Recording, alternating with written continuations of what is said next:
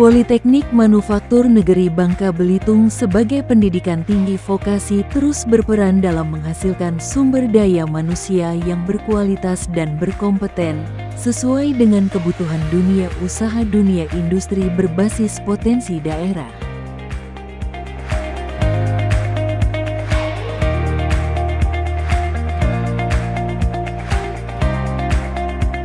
Melalui kolaborasi link dan match antara pendidikan tinggi vokasi dengan dunia usaha dunia industri, akan meningkatkan produktivitas terhadap pengelolaan potensi daerah.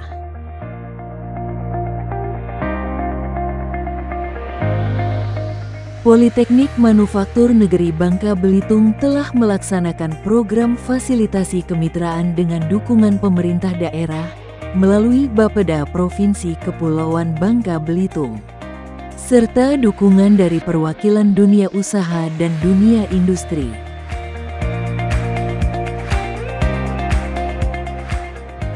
Hasil dari program fasilitasi kemitraan ini menunjukkan potensi daerah Bangka Belitung di bidang pariwisata, perkebunan, dan perikanan.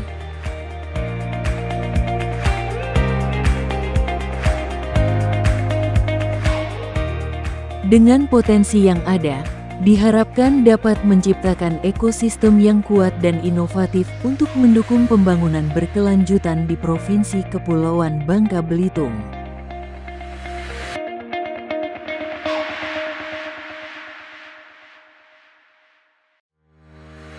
Bangka Belitung punya banyak potensi yang memang sampai saat ini belum tergali dan termanfaatkan secara optimal, sehingga ke depan kita perlu melakukan transformasi di bidang ekonomi, yang mana saat ini kita masih mengandalkan sektor pertambangan dan juga industri pengolahannya, yaitu timah sebagai lokomotif ekonomi di daerah. Secara luas wilayah, 80% wilayah Bangka Belitung itu adalah area perairan dan 20%-nya darat. Sehingga memang potensi Bangka Belitung itu ada di kelautan. Sehingga ke depan kita perlu kembangkan. Hal ini sejalan dengan kebijakan yang telah ditetapkan oleh pemerintah, dalam hal ini Bappenas, yang menetapkan bahwa Bangka Belitung itu sebagai salah satu kawasan pengembangan ekonomi biru di wilayah Sumatera. Kalau kita lihat angka PDRB, kontribusi dari sektor perikanan sendiri baru sekitar 9% penyumbang ekonomi Bangka Belitung dari 102 triliun produk domestik regional bruto. Jadi kalau kita kalikan 9% berarti hanya sekitar 9 triliun gitu ya, kontribusi dari sektor perikanan. Padahal ketika kita membangun sektor kelautan, tidak hanya produk perikanan tapi banyak produk lain yang bisa kita olah sehingga menjadi nilai tambah baru. Selain sektor perikanan, Bangka Belitung juga memang terkenal dengan penghasil timah dunia yang memang telah dikelola sejak lama, sejak zaman penjajahan Belanda sampai saat ini. Timah memang menjadi salah satu penopang ekonomi daerah. Dampak-dampak yang ditimbulkan dari aktivitas penggalian timah juga menjadi persoalan di Bangka Belitung, sehingga kita mencoba bagaimana dampak-dampak dari penggalian timah itu bisa memberikan manfaat ke daerah, terutama bekas-bekas galian timah itu menjadi lahan-lahan yang produktif, terutama untuk budidaya perikanan air tawar, yang mana kita memang memiliki sekitar 12.000 kolong hasil dampak dari aktivitas penambangan, menghasilkan 12.000 kolong, yang mana memang potensi ini harus kita manfaatkan sehingga bisa menghasilkan komoditas yang lebih produktif, terutama di perikanan air tawar. Kita punya potensi dan harus kita manfaatkan dan kembangkan sehingga lahan-lahan bekas penambangan itu akan menjadi lebih produktif kembali. Di samping itu, Bangka Belitung secara geografis memang merupakan daerah kepulauan yang terdiri dari 2 pulau besar, Bangka dan Belitung. Kemudian di sekitarnya terdapat sekitar 500-an pulau-pulau kecil yang memang selama ini belum dikelola secara maksimal. Padahal pulau-pulau kecil ini menjadi potensi dan daya tarik untuk pariwisata, terutama pariwisata bahari. Ke depan, Bangka Belitung akan mengembangkan destinasi-destinasi pariwisata yang punya nilai sehingga dapat memberikan manfaat yang optimal kepada masyarakat dan ekonomi secara keseluruhan. Di samping itu, secara regulasi, Bangka Belitung juga sudah ditetapkan sebagai kawasan ekonomi khusus pariwisata yang saat ini ada di Pulau Belitung, yang mana penetapan KEK Tanjung Kelayang itu berdasarkan Peraturan Presiden Nomor 6 Tahun 2016 yang saat ini memang dikelola oleh Badan Pengelola Pariwisata yang ada di Pulau Belitung. Kemudian regulasi berikutnya terkait pengembangan pariwisata, pemerintah juga sudah mengeluarkan Perpres nomor 17 tahun 2024 tentang rencana induk pembangunan destinasi nasional yang ada di Pulau Bangka dan Pulau Belitung, yang di dalamnya memang terdapat area-area kunci pariwisata atau key tourism area. Ada 13 yang ada di Pulau Bangka dan Pulau Belitung.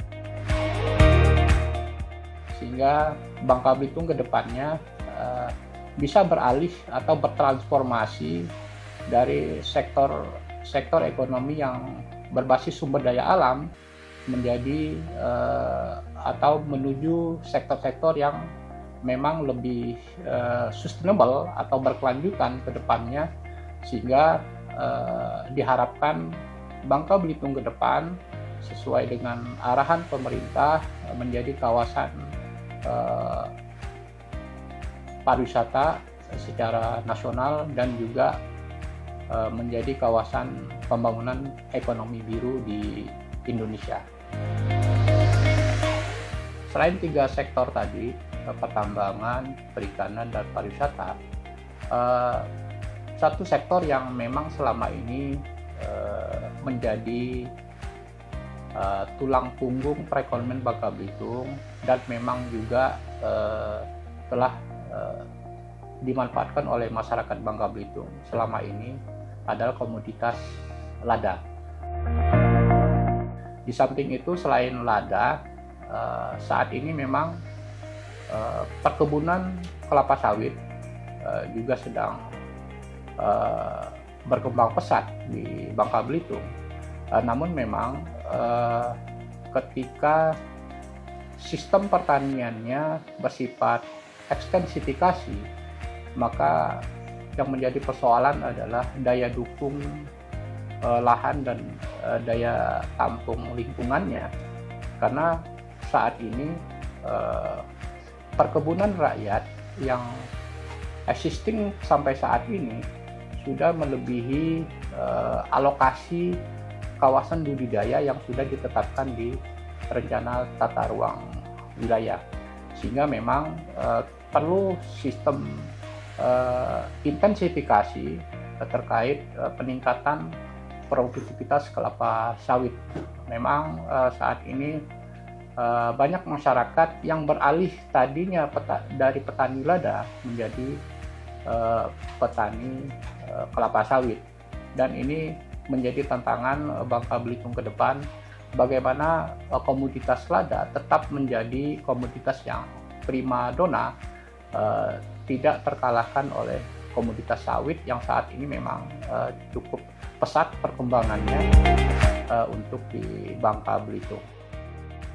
Khusus untuk kelapa sawit di Bangka Belitung itu perlu ada pengembangan terkait industri pengolahan kelapa sawit yang memang sampai saat ini di Bangka Belitung hilirisasi kelapa sawit baru sebatas produk CPO ya, crude palm oil, sehingga ke depan memang kita perlu pengembangan industri hilir dari CPO itu sendiri, misalnya dalam bentuk paling tidak komoditas atau produknya itu minyak goreng gitu ya, paling tidak. Mudah-mudahan investor akan masuk untuk mengembangkan hilirisasi kelapa sawit sejalan dengan kebijakan pemerintah yang saat ini memang sedang mengembangkan biosolar. Kedepannya akan mengarah ke biosolar 50 ya, yang saat ini masih biosolar 30, artinya 30% memang berbahan baku sawit, ke depan 50% berbahan baku sawit. Nah, ini memang perlu kita kembangkan di Bangka Belitung, sehingga tidak hanya nilai tambah yang kita peroleh dari pengembangan kelapa sawit itu dari CPO saja, tapi kita perlu ada hilirnya lagi, sehingga dengan adanya hilir yang baru akan menciptakan nilai tambah baru, sehingga produk domestik regional bruto kita akan terus meningkat. Untuk mempercepat implementasi dari hilirisasi sumber daya alam yang ada di Bangka Belitung, saat ini sudah terbentuk tim koordinasi daerah vokasi yang di dalamnya berisikan pemerintah daerah beserta organisasi perangkat daerah, kemudian dunia usaha, dunia industri, dan perguruan tinggi vokasi, termasuk juga sekolah menengah kejuruan, di mana tim ini mempercepat penyediaan sumber daya manusia yang berkualitas untuk mendukung kebijakan hilirisasi di daerah, sehingga kolaborasi dari 3 stakeholder di dalam tim koordinasi daerah vokasi bisa dimanfaatkan untuk penyediaan sumber daya manusia guna mendukung kebijakan hilirisasi sumber daya alam yang ada di Bangka Belitung.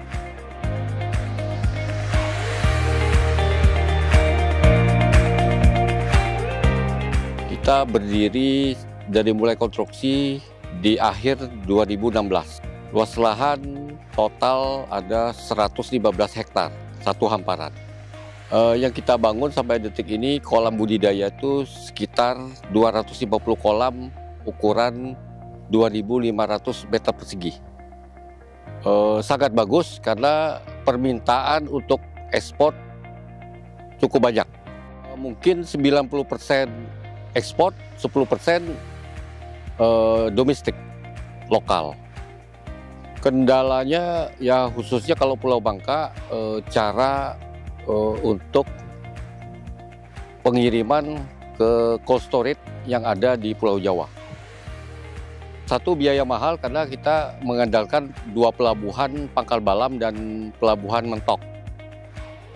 Kalau total saya tidak punya data karena saya manajer di lapangan. Kalau rata-rata kalau satu kolam harusnya idealnya di 5 ton sampai 6 ton per kolam 2.500. Kita pakainya teknologi tidak tingkat tinggi, cuman hanya kincir, ada satu lagi auto feeder. Kalau kincir umumnya hampir sama lah, tinggal kualitas produksi dari mana. Ada satu jenis lagi yang namanya auto feeder, itu biasanya kita belum lengkap dengan lapangan itu dengan jaringan, karena rata-rata auto feeder itu menggunakan sinyal. Mudah-mudahan pemerintah mengatur banyaknya ekspor, permintaan ekspor. Kalau untuk lokal ya kita terkendala dengan transportasi aja, termasuk bahan-bahan pakan, pelet itu rata-rata kita kalau nggak dari Lampung ya dari Jawa gitu. Menyangkut harga kita Pulau Bangka, harga kita pasti lebih rendah daripada Pulau Jawa karena menyangkut kos atau biaya pengangkutan hasil produksi kita ke Pulau Jawa. Ya mudah-mudahan kita petambak khususnya Bangka harus kita kompak-kompak, jangan jadi pesaing, bekerja sama supaya hasil peningkatan produksi Bangka lebih bagus.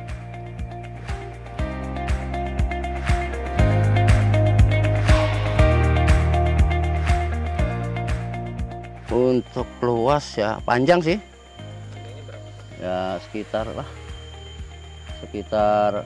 berapa tuh? Dari ujung sana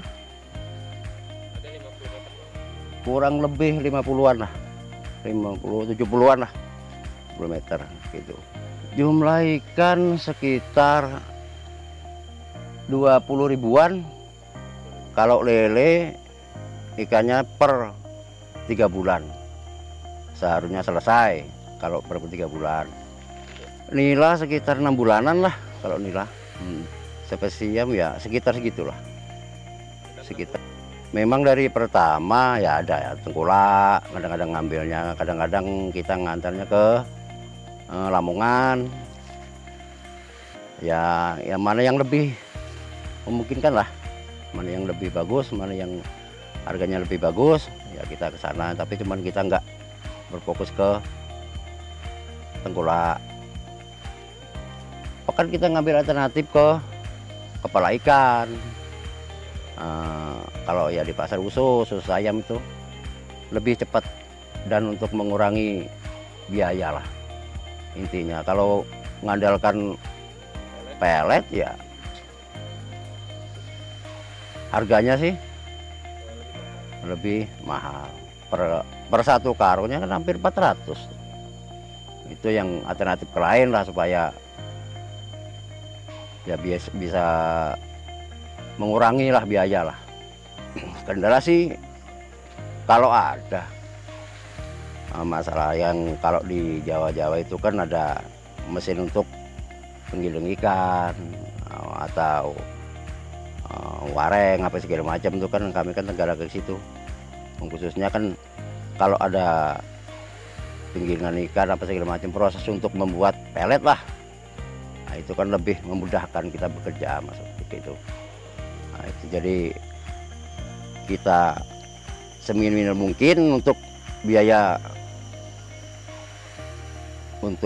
hidup lele lah. Potensi ke depan ya bagi semua lah untuk pengusaha. Kalau prospek ke depannya ya lebih menjanjikan lah. Ya semua itu kan usaha itu kan ada pasang surut juga kan. Masalah ikan ini kan kadang penyakit, kadang apa segala macam kan. Ya pada intinya lebih bagus daripada yang lain lah. Ya motivasi untuk pemuda lanjutkan budidaya lele untuk kedepannya lebih bagus.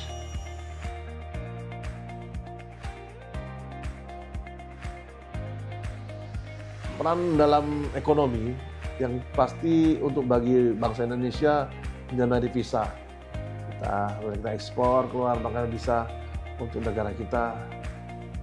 Dan untuk menciptakan lapangan kerja industri akan menyerap daripada kampung-kampung sekitar, bagian masyarakat kita. Untuk kemudian kita 80% putra daerah bekerja di sini. Dan juga untuk pengembangan infrastruktur, begini pembangunan sana sini jembatan, listrik, dan memberikan kesejahteraan daripada masyarakat. Jadi saat ini memang program daripada PTGM Elpom khususnya telah mengadakan kerjasama dengan Politeknik Manufaktur Timah, yaitu dalam program magang untuk di industri kita kelapa sawit. Setiap tahun kita ada 2 gelombang yang kita terima dalam proses magang ini. Alhamdulillah anak-anak cukup bagus yang bisa diandalkan di lapangan. Mereka bisa terapkan ilmu-ilmu yang mereka dalam pendidikan dan mereka bisa mengaplikasikan di lapangan. Sama saya ini kami monitoring bahwa kerja mereka cukup bagus. Kedepannya memang kami mengharapkan daripada anak-anak ini meningkatkan lagi kemampuannya. Karena ke depan ini kita tidak hanya konvensional, kita sudah menggunakan otomatis, semi otomatis. Artinya tidak hanya mekanik yang dibutuhkan, tapi elektronik juga di dalam, sehingga apa? Kolaborasi antara pneumatik, hidrolik, dan lagi otomatisasi itu penting sekali kita kedepannya kita tingkatkan lagi. Sehingga kami mengharapkan adik-adik nanti yang dari Polman, kami bilang magang kemarin ini dapat langsung praktek. Karena kita di sini hampir boleh dikatakan sudah semi otomatis pabrik kita ini. Jadi ilmu mereka ini tidak hanya sebatas mekanik, tapi juga sudah dilengkapi dengan elektriknya. Kalau kita bilang otomatisasi. Nah, ini yang boleh sekali kami sampaikan agar kedepannya bisa meningkatkan lagi pengetahuan mereka, sehingga di kesempatan mereka untuk mempraktekkan sesuatu yang lebih ke depan.